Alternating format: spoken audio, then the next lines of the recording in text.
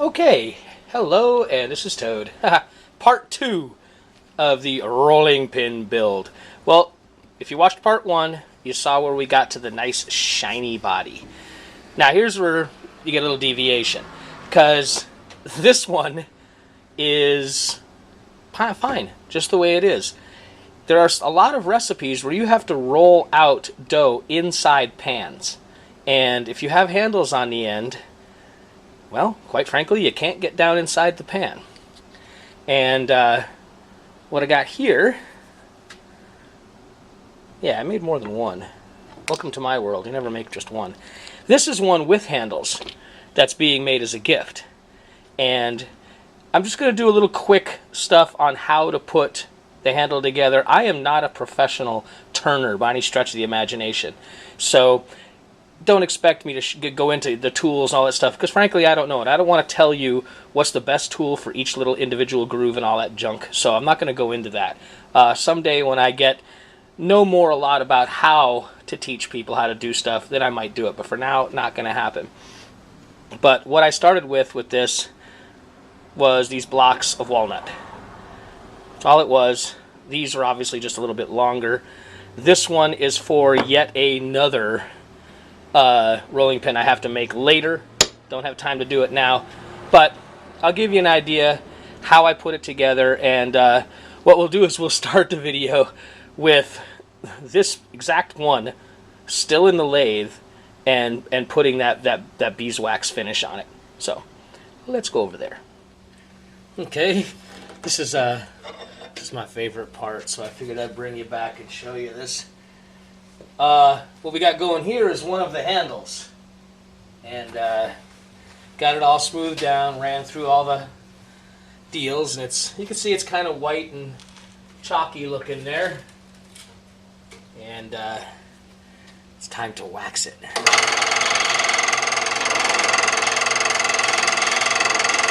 we got a little wax going on there.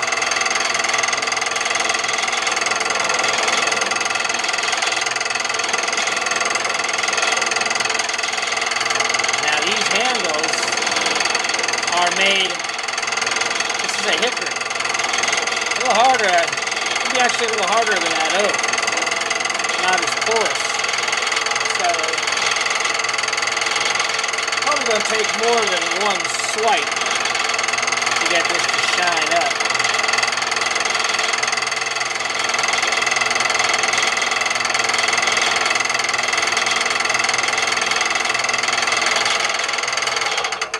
There you go. Got a little dust on it. Pretty neat, huh? Oh, okay. So now here's the body, and you see the hole there. And obviously when you have not only the body but the handles in the lathe, you're going to have a little dimple there. Probably a little more than a little dimple, but it's going to be perfectly centered. What I did is used that spot to drill down and put one of these. This is what's going to hold your handle and your body together. Now I didn't put it in the body.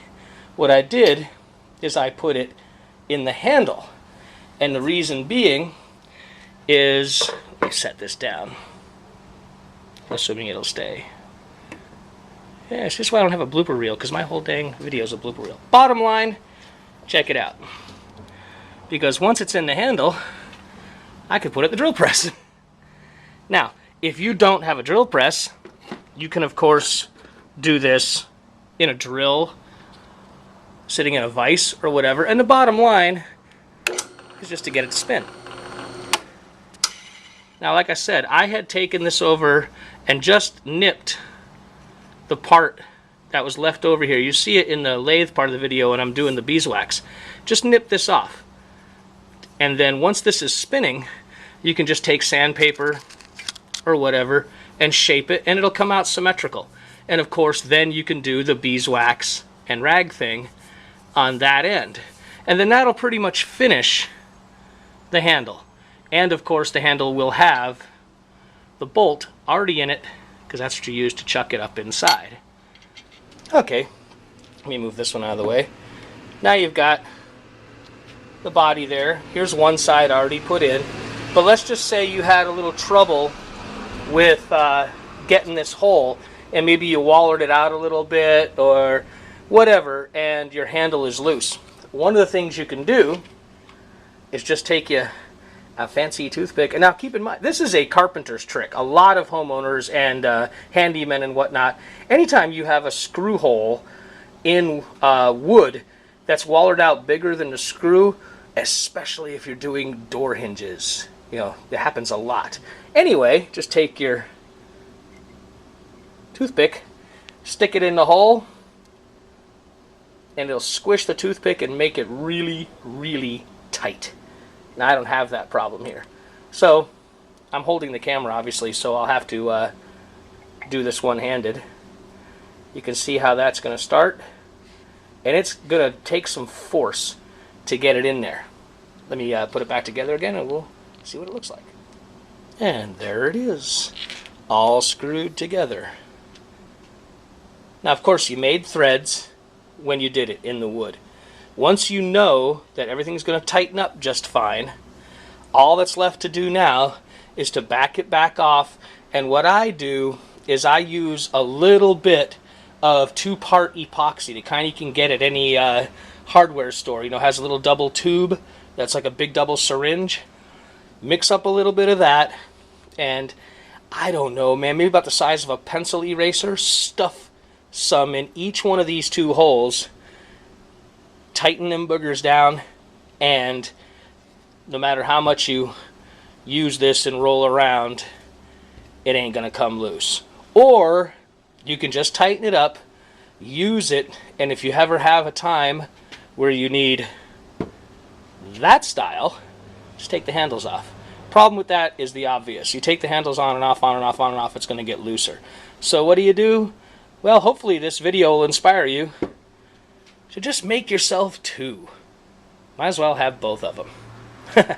All right, y'all. Hey, thanks a lot for your patience. Fair winds, and we'll see you next time around.